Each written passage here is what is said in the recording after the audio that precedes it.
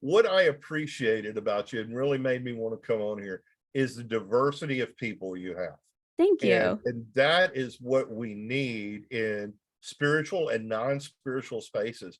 We need to be in dialogue with atheists, agnostics, people of other religions, because it's in good, honest dialogue we can find a place of acceptance and peace. 100% of the proceeds gained from this monetized episode will be donated to sciencesaves.org. Thanks for listening.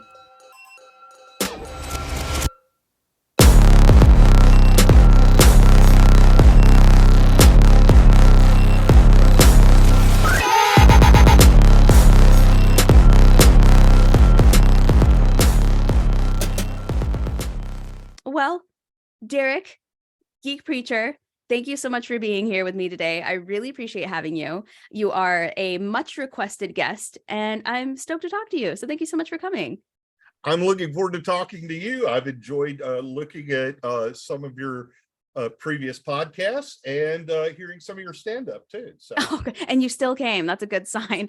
That's a good sign when people hear my stand-up and they still log on. That's a good sign. So if you would just give us a little bit of background for anybody who might not be familiar with your Geekpreacher persona and yourself as a human being. Who are you? What do you do? What are you about? Tell us all about it. Well, my name's Derek White. I have been in some type of ministry for about 30 years, even though I didn't grow up in the church. I have served in various denominations, but for the last 15 years, I was serving in the United Methodist Church. And it's been during that time I've begun to work with the tabletop gaming community, mainly around games like Dungeons and Dragons, which is what most people are familiar with. Shortly after the height of the pandemic, I took family leave to better care for our autistic son. I also have worked on documentaries on faith and imagination. Our most recent documentary was on the Satanic Panic and the battle for the religious imagination. Currently, I just finished a session of teaching 2 cohorts of clergy how to use Dungeons and Dragons and how to play Dungeons and Dragons, because some of them weren't familiar with it.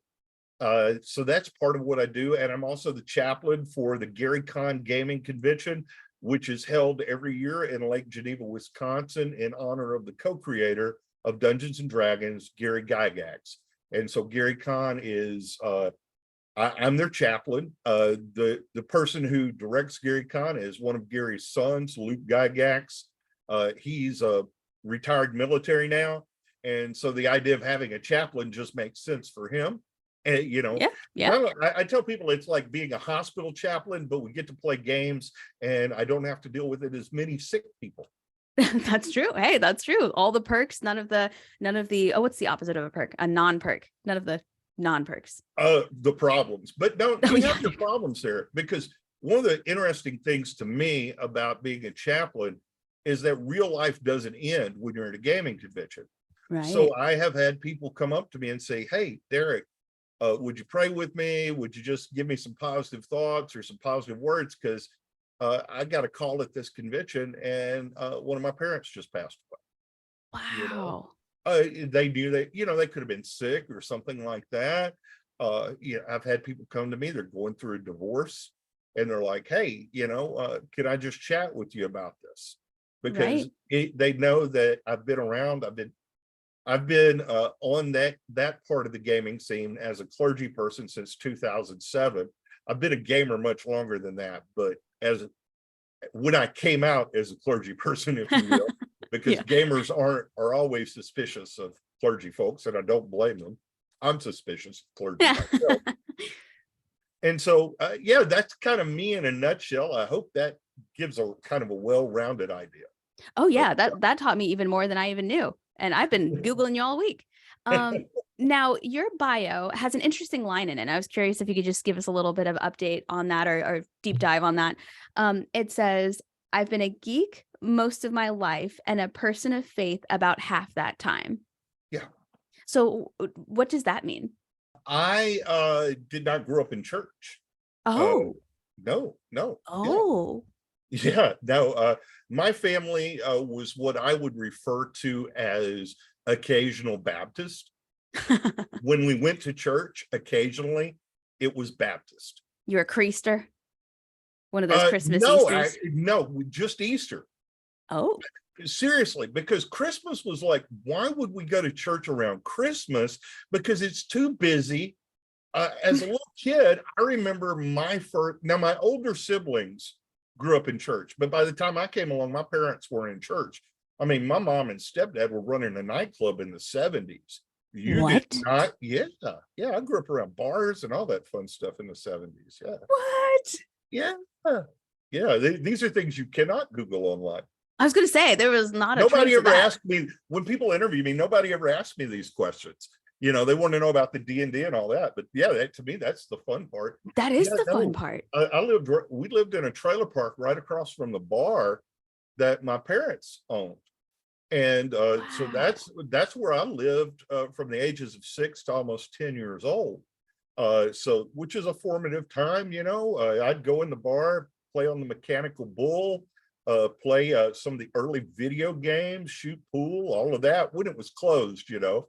And so that's what I grew up around. And I even did a sermon about that once, because in the 70s, there's no way even the most liberal church was not going to let nightclub owners feel comfortable coming in. But especially a Baptist church, and many Methodist churches wouldn't have either.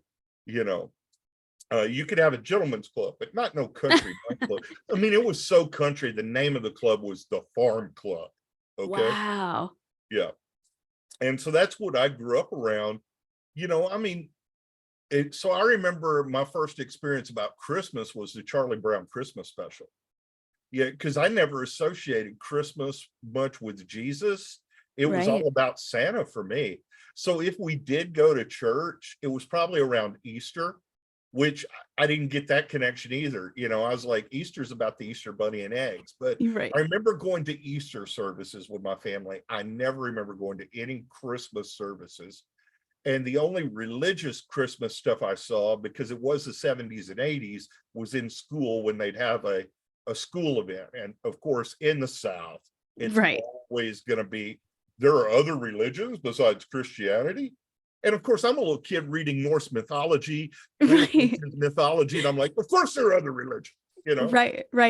You know, which get your ass kicked. Get your ass kicked. Yeah, and then you bring D&D into the mix, and it's like, oh, you're straight to hell for this one.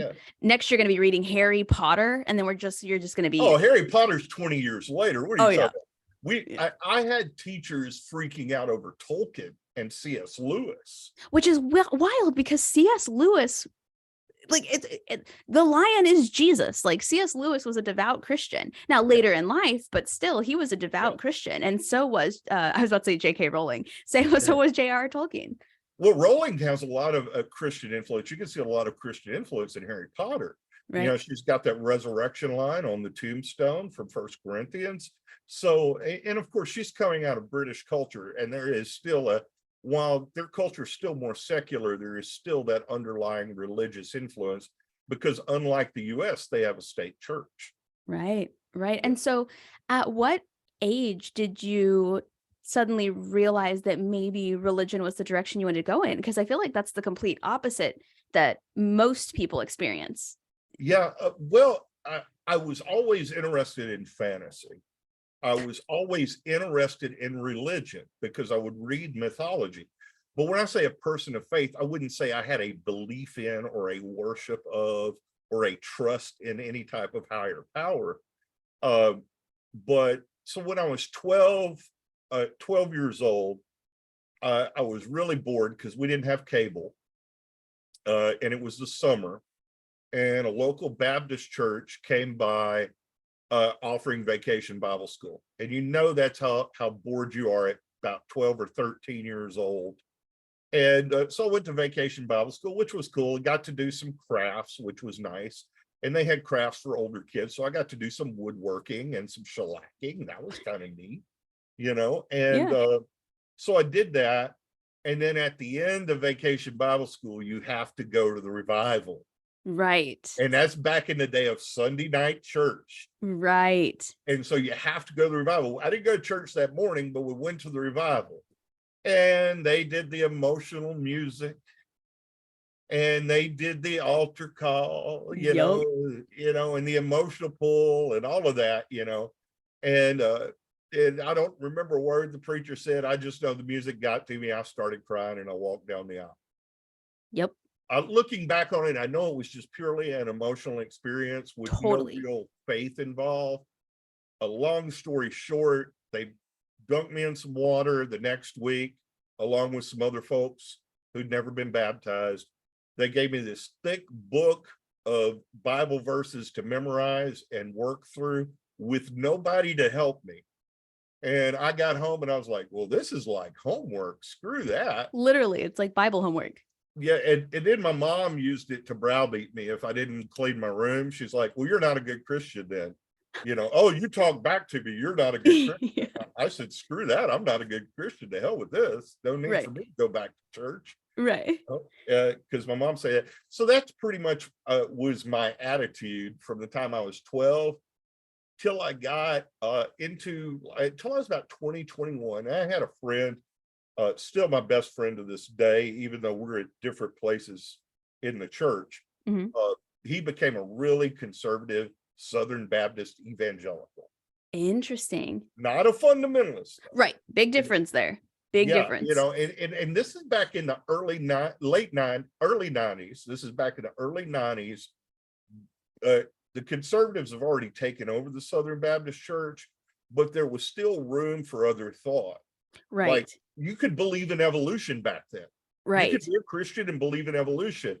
And you didn't see everybody, there wasn't as much yelling that you had to be a Republican and be a Christian. Right. At That is a time. rather new thing. Yeah. Yeah, it was about to hit, especially when Clinton got elected. That's when it really hit. And so he started talking to me. I was like, okay, this is nice. I dropped out of college. I wasn't doing anything with my life and just working with my dad. And he invited me to these religious services at the college student ministry. I was not going to be moved by emotion anymore. And then one night I'm standing outside and I'm smoking a cigarette and this guy comes up to me. And it was one of the most profound moments in my life, and this is in a way a very evangelical experience. He said, have you ever wanted forgiveness? I was Oh, like, well, sure. Who the hell hasn't? right. That's a dumb question. And he was like, and he began to talk to me about forgiveness. And I would say at that point is when my faith journey really started. And from that point, it's grown into forgiveness isn't just about me receiving forgiveness. It was about me learning to forgive others. Right. Which, as I began to study psychology and things of that nature, that's where my faith journey began. And I would say what keeps me in that is learning how to forgive others, learning how to receive forgiveness. That's a big one. And it's really hard in this culture. Because you screw up, it's out there. I say the wrong Right. damn thing on this podcast or on this video blog, whatever, and I'm screwed, man. I'm canceled, and I feel bad for people like Justin Trudeau, did that thing in blackface. Right. And I looked, he was 20 years old. He Right. was stupid. He made a stupid mistake. And he's like, and everything else in his life has shown that's not the type of person he is now. Right. But people still throw that in his face. Oh, And yeah. so I think about these 16-year-old kids out there who are sending pictures of themselves to their significant other. Yep. And what's going to happen in 20 years or 30 years when that comes out, and their lives may have totally changed and they may have gone in a completely different direction, but there's still going to be evidence. I tell my daughter all the time, I say, I'm glad I grew up in the world where I still have the negatives and I can burn them. Yeah. Yeah. Well, and I don't know if you're familiar with the app Time Hop that shows you. So for anybody listening to this is unfamiliar, Time Hop shows you what you were doing on every single social media app that you've linked to it this day in history. And I tell people all the time, I specifically use that app to take down dumb, idiotic stuff that I posted when I was like 16, 17, because again, people are like, well, you can't use it was a different time as an excuse, but you legitimately can, because when you're, 18 and you say a joke and everyone in your class laughs at the joke, and a movie you see in Hollywood has a similar joke, and everyone at that time is saying, yeah, that's a great joke, you post it on the internet. 10 years later, that's not still going to be a good joke. It's going to be offensive. It's going to be hurtful. It's going to be totally different than you ever intended. But even if at the time you intended to be mean, chances are 20 years later, you're not the same person. And you can spend the rest of your life every single day from that moment being a wonderful, good, giving, kind person. But the moment that screenshot shows up, people are going to be like, nope, 16-year-old you is who you are now at 31. And if you're still the same person at 31 that you were when you're 16, you're an emotionally damaged individual. Yes, absolutely. And this is one of the reasons I stay in the faith, because Christian faith, especially in the tradition I'm in now, we talk about this thing called sanctification. Mm-hmm. And in my tradition, United Methodist tradition, or what some refer to as the Wesleyan tradition, we call it going on toward perfection. Now, some people define that in how you dress, how long your hair is. I've already screwed all that up. But in our tradition, it's talking about going on toward perfect love. And that means perfect love toward God, perfect love toward your neighbor. And if you're moving in a life where you grow in love, you're not the same person. No. Because when I came into the faith in my 20s and really started following it, the conservatives latched onto me. And I was out in front of gay bars telling them they were going to hell. Yeah. But what clicked one day for me, while I was out there telling people they were going to bust hell wide open, it clicked for me. That wasn't the message that was told me. I was told about forgiveness, yet I'm condemning these people. Something's wrong. I remember protesting in front of abortion clinics. I did that. Shreveport, Louisiana, out there protesting with people. And I saw firsthand how deceptive these abortion protesters were. And it made me question. So if you look and you say, 22-year-old Derek, who's out there preaching on streets, telling them they're going to bust hell wide open, protesting in front of gay bars and telling them they're going to bust hell wide open, and going to abortion clinics, all that. If you compare that 22-year-old guy to the 52-year-old who is now open and affirming, supports LGBTQIA folks in the church, and encourages them to go into ministry in the church, right, and be full participants, and believes that abortion is a person's right to choose. It's especially important when it's a medical necessity. I'm not the same person. No. And most people aren't. No. And I don't think what people realize is when they're canceling somebody in an effort to, quote unquote, make society better or teach their lessons so they won't do, what they're actually doing is they're stunting the emotional growth of everyone witnessing this event or impacted by this event. Because in one instance, somebody can do something really bad. They forget about it. 15 years later, it comes back up. Everybody cancels them. They're like, get rid of them. This is who they secretly are, even though they've been through puberty, they've moved, they've grown, they've whatever. That person can no longer change, can no longer apologize for that thing enough, can no longer learn from that or grow from that in any way. Or even if they say something stupid, currently who they are now, there's no opportunity for them to learn from that. Instead, they're just going to take that anger, like I was canceled because I'm conservative or whatever, instead of maybe they are right. Maybe I should take this critique and rethink it and learn from it.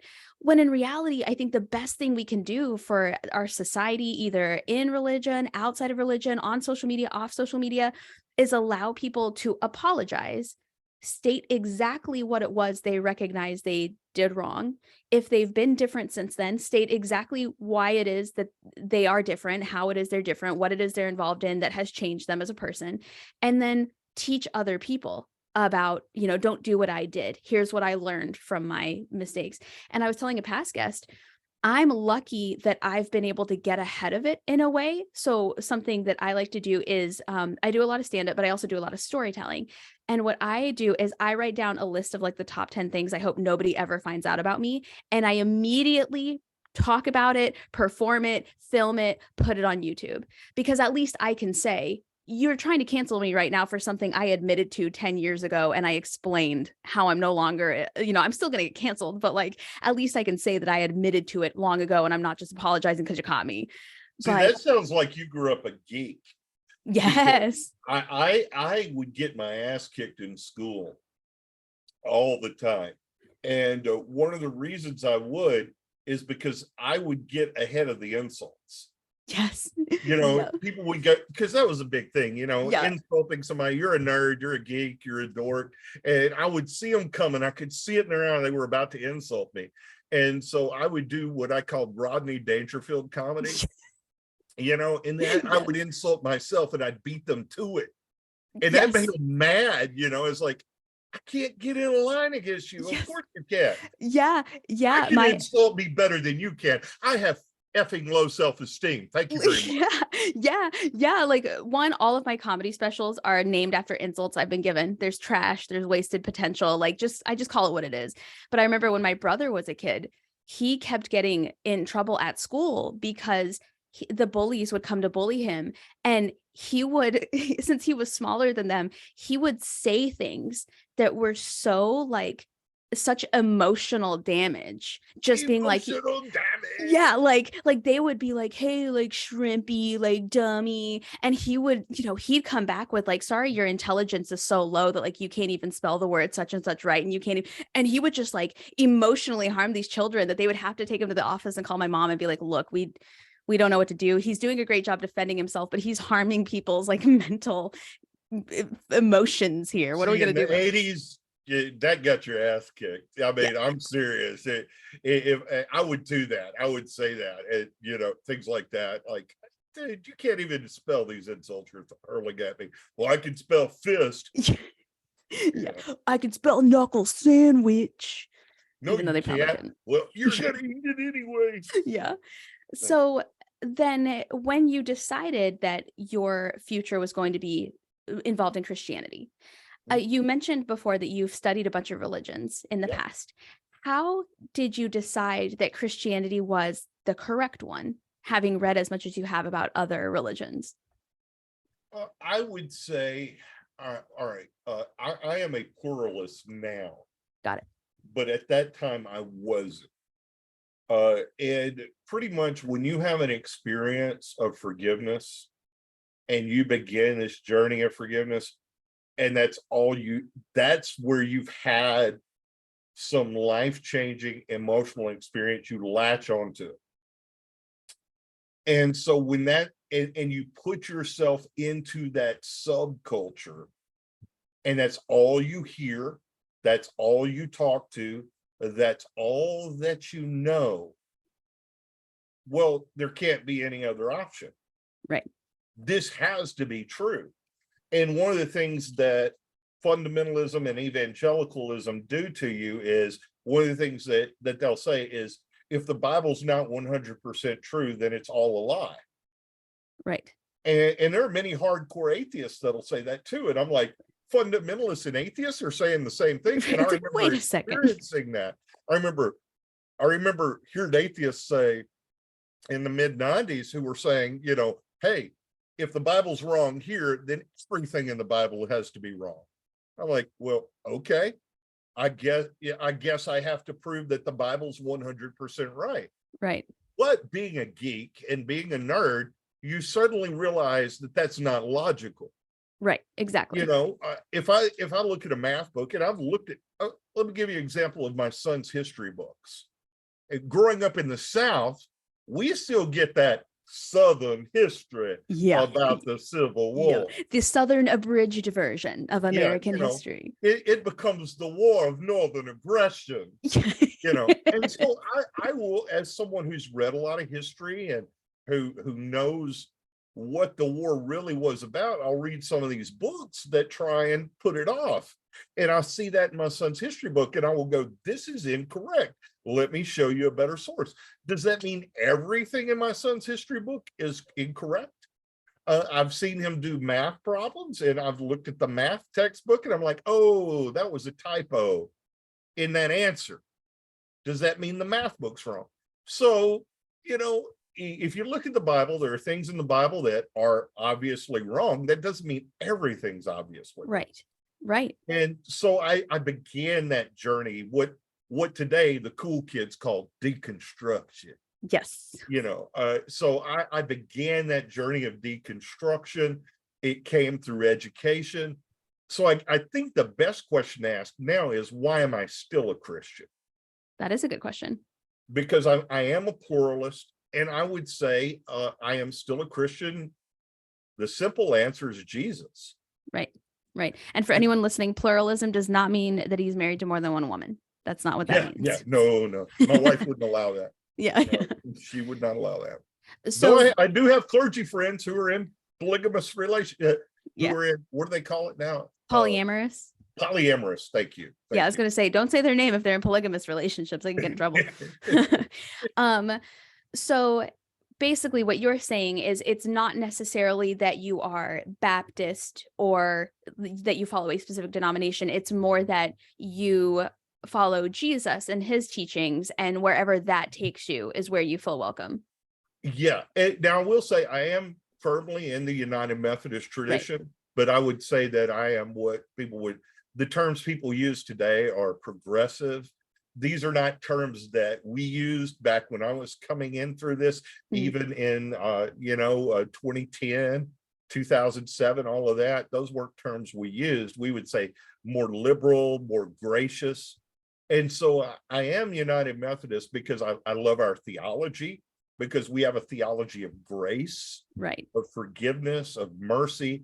And we talk about, learning to love yourself before you can love others. That's the hardest thing. Well, God loves you. Well, so what does that mean if I can't even love myself? Right. And so, but yet the reason I say Jesus is because I see in the life and the teachings of Jesus the fullest expression of God's love in the world. I know that there are other people out there that see that in Buddha. They see that in Buddhism. I know that there are people who see that in Islam. I know that there are people who see that in the more pagan expressions of faith. So I'm cool with that. But for me, it was about Jesus really did some amazing things. And I would say one of the biggest ones for me at this point in my life is having a son on the spectrum who can annoy the piss out of me sometimes. Jesus said, suffer the little children to come up unto me. Let the kids come to me. And that was so radical over 2,000 years ago, because children had no place in society. They Seen were and not fatherless, they were powerless, they were considered a non-entity. The way we treat children today, the way we love children and believe they should be respected and celebrated as persons with their own personhood and their own agency, would be an alien thought to anyone 2,000 years ago. And so for Jesus to say that is crazy. And then historically, early Christians would take children who had been abandoned in and care for them. And it was early Christians who helped stop the labor movement in England. One of the greatest historical facts I love is Sunday school. Did you ever go to Sunday school? I sure did. All right. So how would you define Sunday school? I would say Sunday school is where they send all the little kids to keep them from interrupting big church. Right. That's right. You came up during that time. See, Sunday school, when I was coming up, even though we didn't go to church, kids went to big church with everybody. They let us in at the end. There was like a special song they would play, and all the little kids would come and sit with their parents after they had talked about like damnation. Yeah. See, that would, when I was pastoring in the 90s, when I was preaching in the 90s, that didn't happen as much in the churches I was in. Now, if you had kids, they're going to be in there with you. So Sunday school, when I was coming up, even in my 20s, was what I would call religious indoctrination. Absolutely. It was a time of religious indoctrination. That's not the origin of Sunday school. Sunday school originated in England because children were working 6 days a week in the factories, but all businesses were closed on Sunday because state church and all of that. So 6 days a week, these children are working 12-hour shifts. Jeez. And on Sunday, you've got 10-year-olds, 12-year-olds, teenagers with a day off after 6 days of hard work. What are they doing? They're going wild. They're running through the streets. And this Anglican minister came along and said, you know what? If we educate these children, we teach them to read, we teach them to write, we teach them to do math, we teach them these things, then they will move out of poverty. But then they won't darn our socks anymore. Yeah. How and could so you? he started Sunday school Oh. to teach them how to read and write. But here's the kicker. They accused him of breaking the law and working on a Sunday. So they have to add religious elements to it. Oh. And what do we do as Christians? We transform it into an hour of religious indoctrination. Whereas if we truly wanted to do Sunday school, we would offer those times when children who are struggling in school, we would offer it if we wanted to do it as it was originally intended, which, all the conservatives say, let's go back in history, brothers. All right, go back to that history. Why don't you take an hour or two on Sundays and work with these kids who are having trouble with math and reading and invite them to your church then? Right. Like a tutoring session held in the church. Offer them that. Give them free Wi-Fi in case they don't have it at home so they can do some homework in your church. Imagine being a kid working 6 days a week, 12 hours. And then on Sunday, they're like, hey, did you do your algebra? And you're like, when would I have had time, Carl, to do my algebra? Yeah, and because those 6 days a week, they didn't go to school. Right. There were no public schools in England at that time. Wow. Only the wealthy went to school. Wow. Which, of course, that's the way our educational system's going today. I was going to say, it sounds familiar. Yeah, thank you. I'll try and not get too political. But my wife's a teacher, so. Oh, my mom's a teacher. She'd have a lot to say about that, probably. Yeah. So when you first kind of introduced your geek personality with your faith personality, have you ever run into backlash as somebody who is a leader in the church? Like, have people ever complained or tried to report you or anything like that for anything? All the time. Because you mentioned before the interview that you actually get a wonderful response, usually from atheist and agnostic individuals. And so I'm curious. Early on, when I went to the game, so I left ministry for a time from when I was 29 to about my mid-30s. I left ministry. I got burnt out. I still stayed in the faith. I still did some volunteer work in the church and things like that. But I said, I'm not going to be a pastor. I'm not going to be a minister. I'm just going to get a job and pay the bills. And so I did that. And I also was still a gamer. I went to gaming conventions and things like that. So people knew me, and I got to know some people in the industry because of that. And then I would open up to them about my background, having been a minister, and they were like, oh, that's cool, and I realized many of them were people of faith also, which was pretty freaking cool. Yeah. And so when I went back into ministry back in 2007, people in the gaming community that did not know me beforehand, and they saw me, I would wear a clerical collar or something like that, they were hesitant. Right, I imagine. And they were hesitant about that. And I was like, oh, okay, well, let's talk about that. And I understood their hesitancy. I still remember one time, one guy came up to me and he said, you're the problem you're the reason I left the church in the 80s. And I was like, why am I the reason? Because it was Christians like you. And I'm like, dude, I'm here at the gaming convention playing D&D. Yeah, it's not like you had a sign saying like, too, right. You weren't protesting the convention or the game. Yeah. No, I'm not like the street preacher out there, dude. I bought a ticket, man. I'm here playing games too. And he's like, oh, okay. And we sat down and worked it out. And so as people began to know me in the gaming community, they're like, oh, okay, yeah, you're cool. So I didn't have that many problems within the gaming community. Within the church, it was weird. There were some people who had a problem with me right off the bat. And it was probably because of my geeky nature, but I remember one lady complaining to my district superintendent because she didn't want a pastor to serve her communion who had tattoos.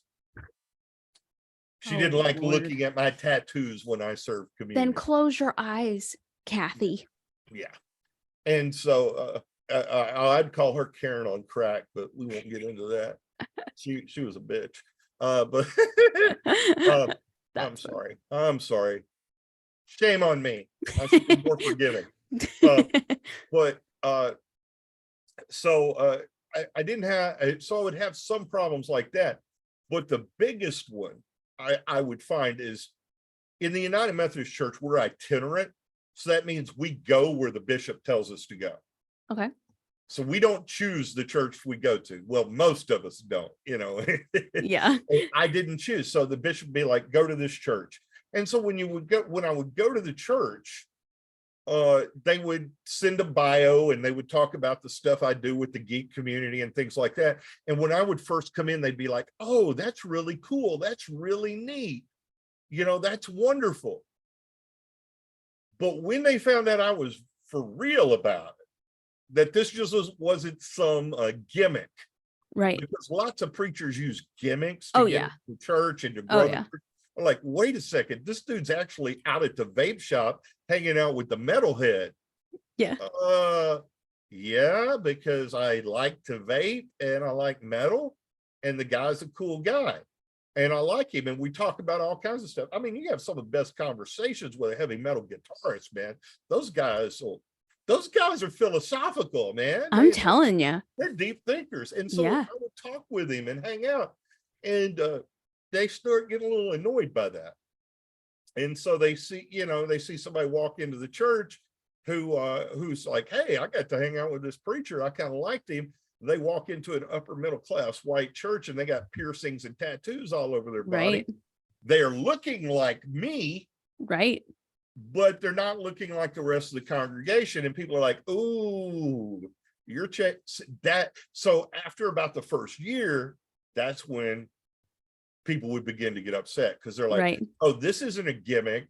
This isn't something he's doing to get more people. They wanted the really cool geeks to come in, the geeky doctors and lawyers and things like that. Right. People with the money, just like churches I know of that said, oh, we want to be, I know of a pastor at a church where a guy came up to his wife and he said, we ought to let the gay people in our church because they have more money than straight people. Because they were thinking about the bottom line. So to quote Stone Cold Steve Austin, the bottom line, no, wait. Yeah, it was Stone Cold who did that. Here's the bottom line. The bottom line is they were more interested in money and growing the institution than they were people. They want to attract the needy where they can give them a bath and a new outfit and they don't look so needy anymore and they don't make the church look bad. Yeah, and I think that's what makes the church look bad. I think the most beautiful church in the world is where you got all kinds of crazy looking people there, man. Yep. Yeah. A wide variety. And I've seen churches like that. I've visited churches where you've got this guy who just got off work. He's a lawyer wearing his suit and tie. And over there, you've got this person who has trouble finding housing, isn't able to bathe regularly. Right. But they're all there. And then they all sit down and they have a common meal together. Yep. And I would say that's another reason I really like Jesus liked to sit down and eat with people. And I'm a big guy. I like to sit down and eat with people. So can relate. Yeah. Yeah. If you had to pinpoint kind of a main purpose, I have a feeling I know what you're going to say, but I'm curious what you're going to say. If you had like a main message or purpose that you find to be the most important when it is that you are telling people about the faith and when you are sharing them with your beliefs, what would the main purpose be? Or what would the most important aspect of the faith be?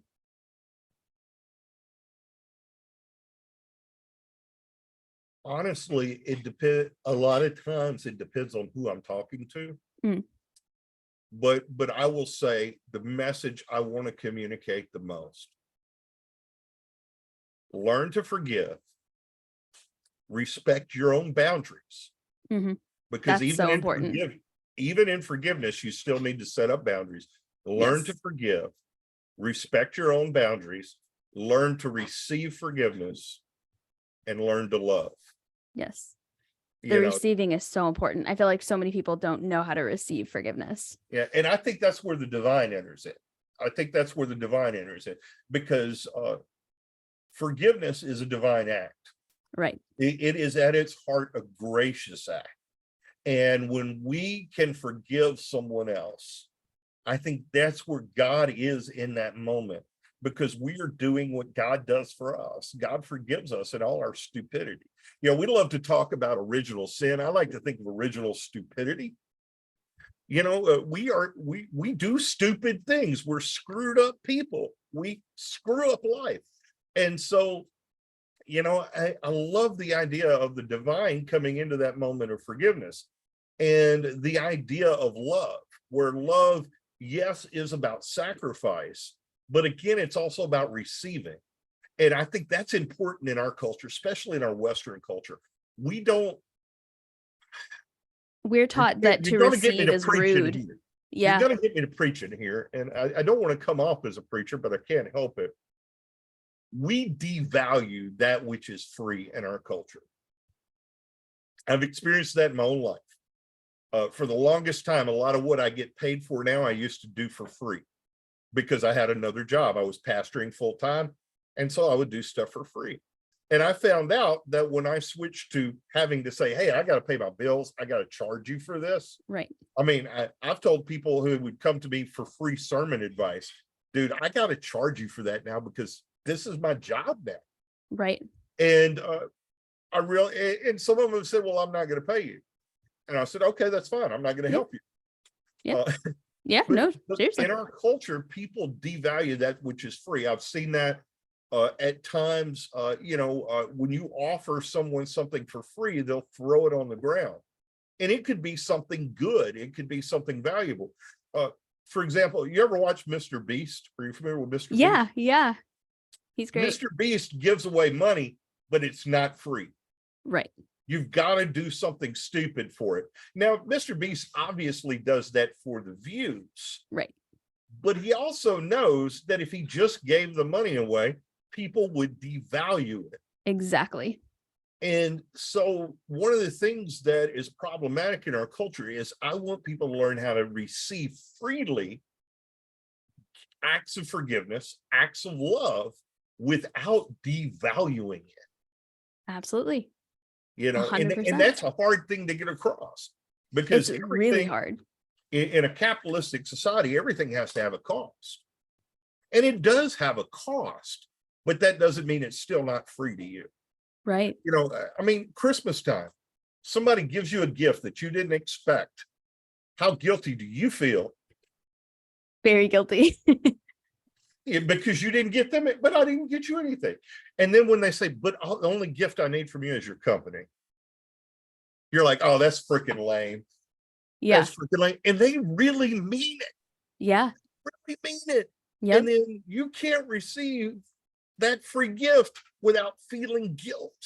Right. Right. Or then you walk into that territory where you're like, I feel like this isn't going to be free forever. How is this going to cost me at some point? You either feel guilty that something is free, or you don't believe that it's free and you start getting suspicious because nothing's ever free.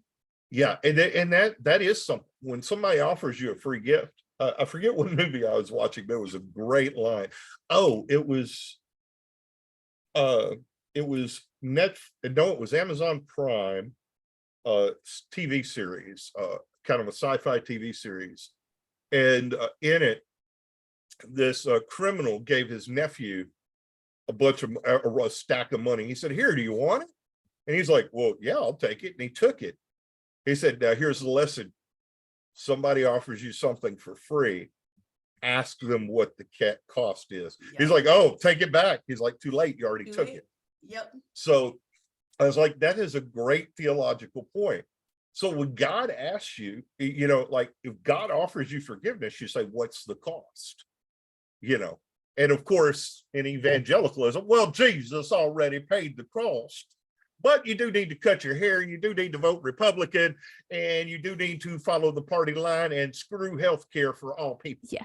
And you either need to have no tattoos or have your tattoos and give a sermon on how you regret all your tattoos, but they're a reminder of who you used to be, but you're not that person anymore. Right. Yeah, that was my other favorite, was you would either hear about how all this stuff was bad, or somebody who, you know, I did all the partying, I did all that, like, and it just wasn't worth it. Like I had like 20 years of amazing, wild fun, but like I regret it now. Yeah, So the don't sex, the drugs, and the rock and roll. I thought it was fun. do it. I thought it was great. And I enjoyed that for most of my life. But I can't do any of that anymore. So I'll just take Jesus now. Yeah, I thought I was having the most wonderful time I'd ever had, but really I was empty inside. Yeah, I was empty Yeah. inside. Yeah, Sure, yeah. sure it was. So, I remember they would teach you they would teach you to talk about it. You just pick it up. Because I would come, you know, I was like, they loved it when I'd give that testimony.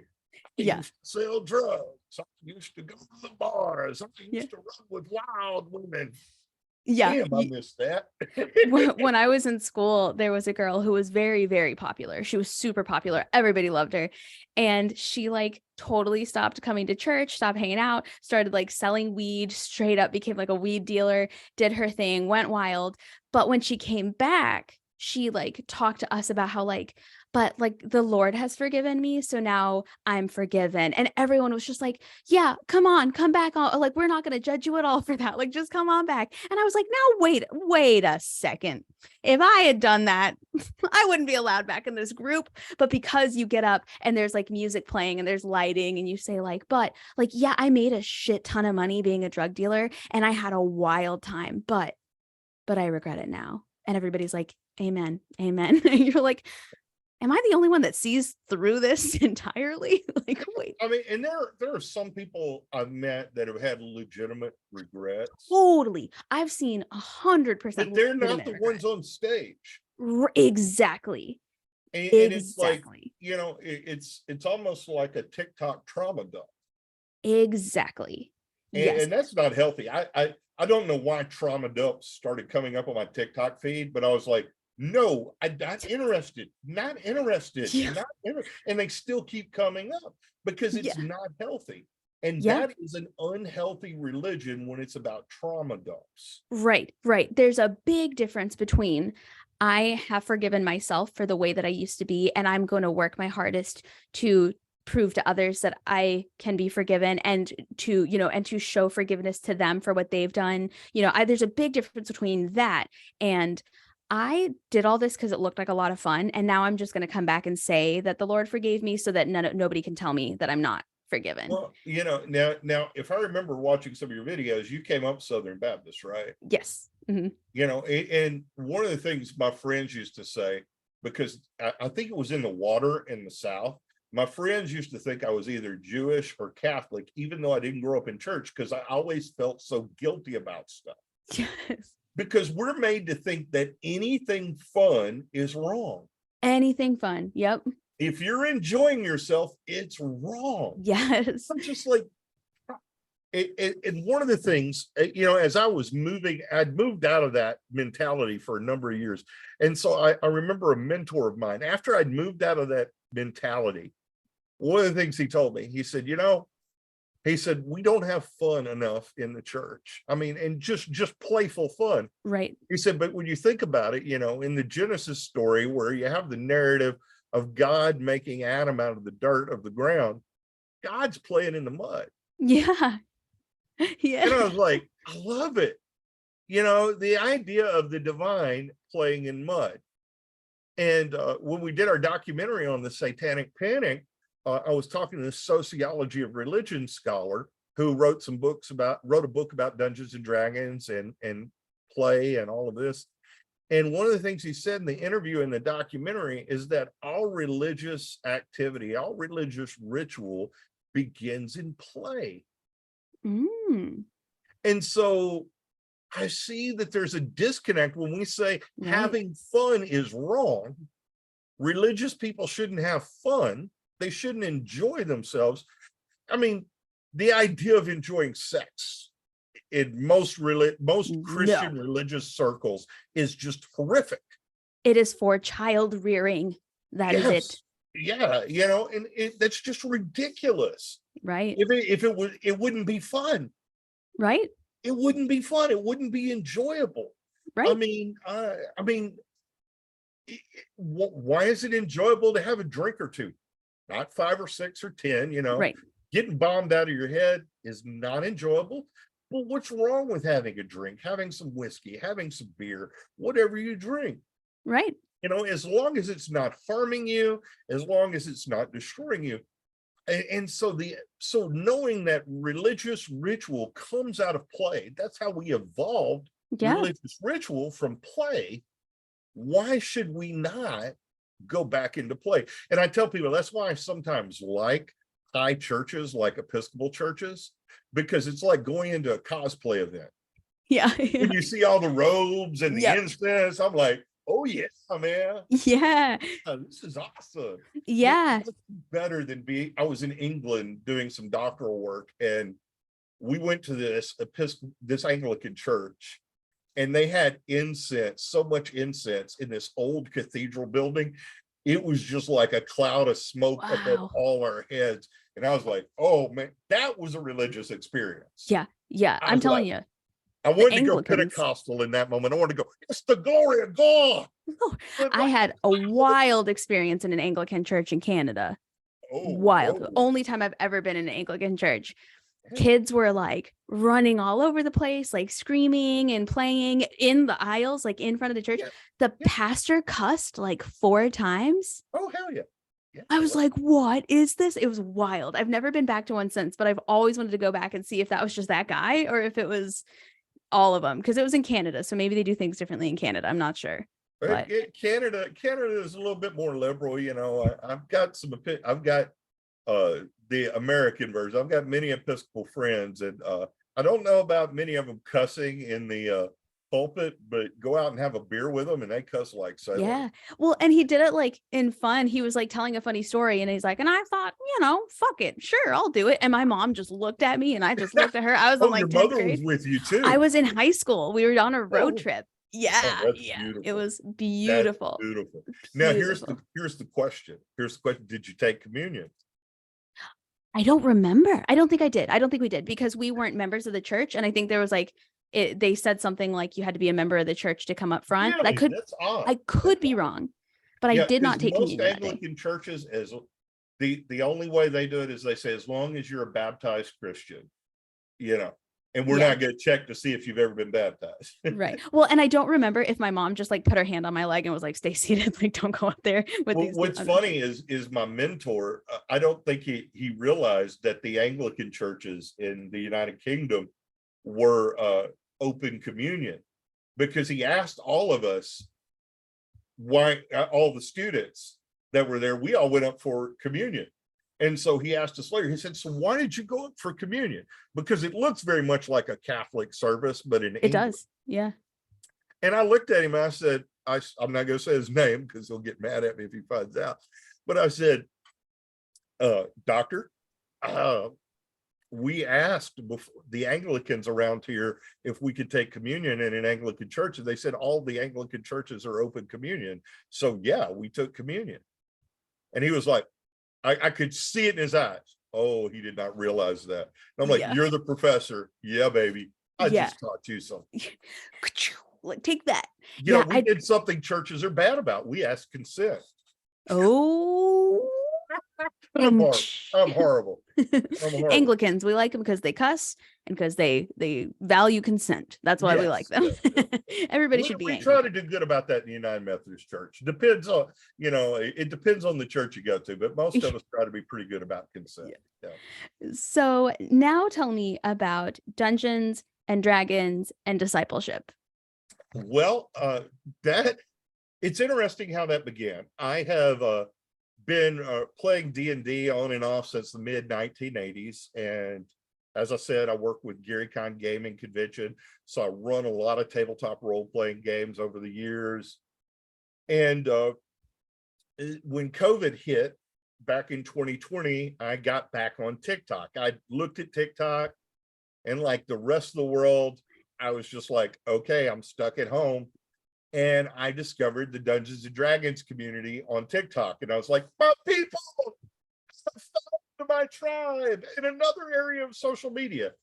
And of course, they're all like 30 years younger than me. You know, they're all in their 20s, some are in their 30s, you know. I was like, oh, wow. So I started doing videos.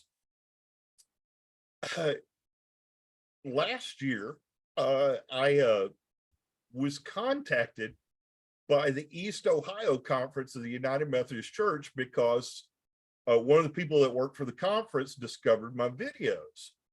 And he heard me talk about this idea online because I'd done some videos about things like that. And he'd heard me talk about it. He said, I'm interested in you doing a training for some of our clergy. He said, our clergy needs something fun. They need something fun to do. And we're trying to actually get them to rest and recuperate. And, you know, but we also want something with a faith aspect to it. And I said, well, this is an idea I've been playing around with for a couple of years. What do you think? He's like, oh, this is great. And so I put it together, ended up having enough interest that I had 2 cohorts. So 2 groups of 5 people, 3 hours a week. Each group met every other week. So we played for 3 hours, then we had a 30-minute, what I call an aftercare session. And what I do is I use it because something, and you'll get this having grown up Southern Baptist, moral training in the evangelical traditions we were around when we were younger was all about what you did not do.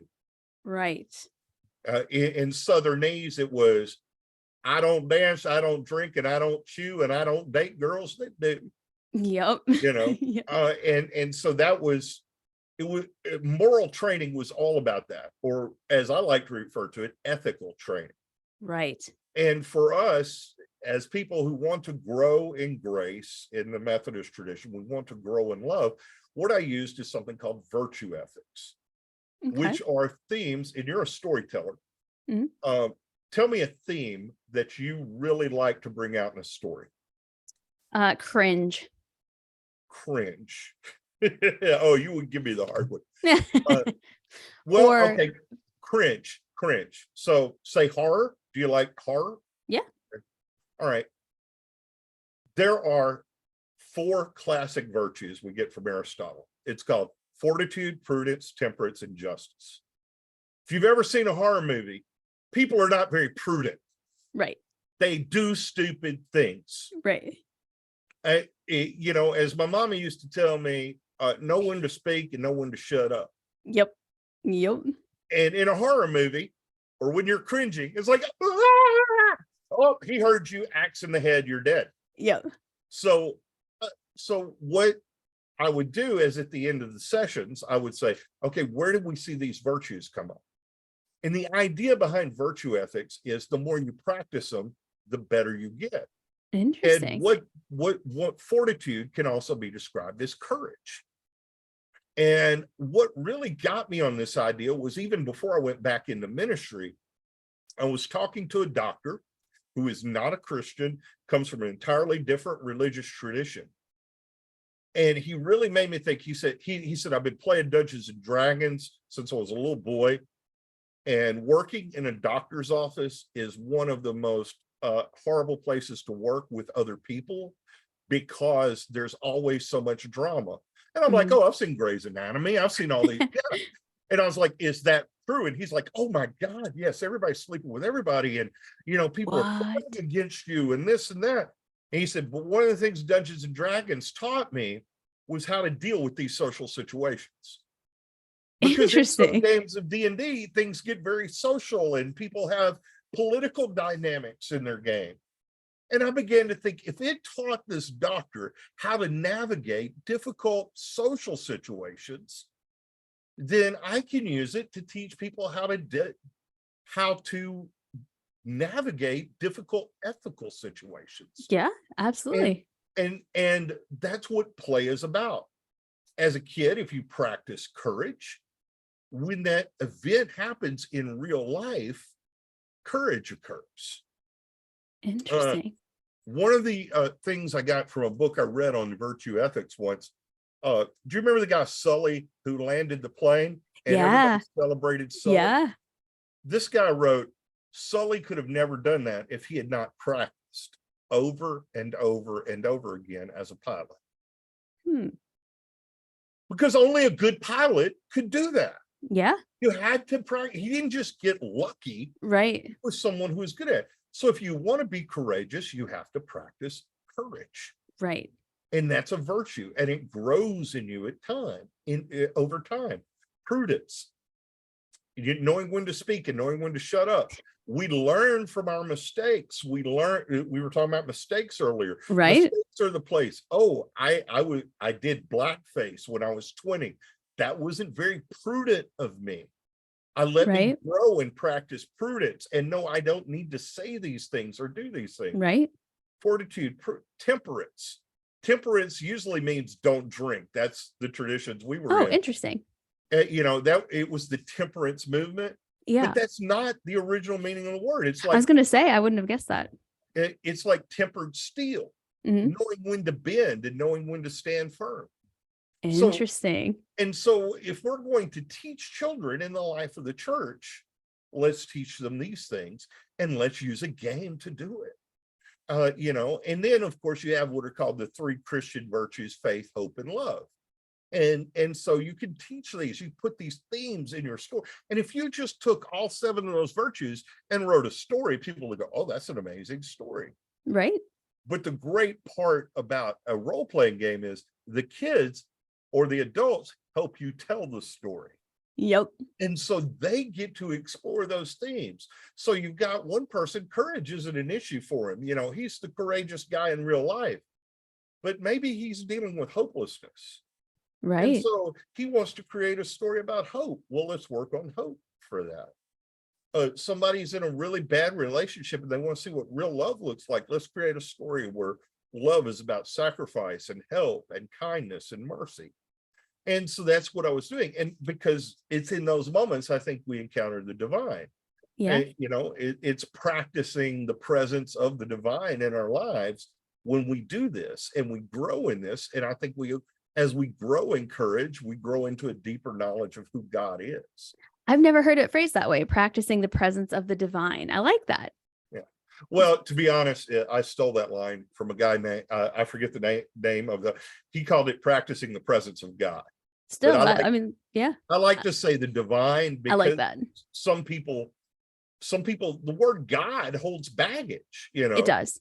It does. When I say God, people think old white guy with white hair and a beard.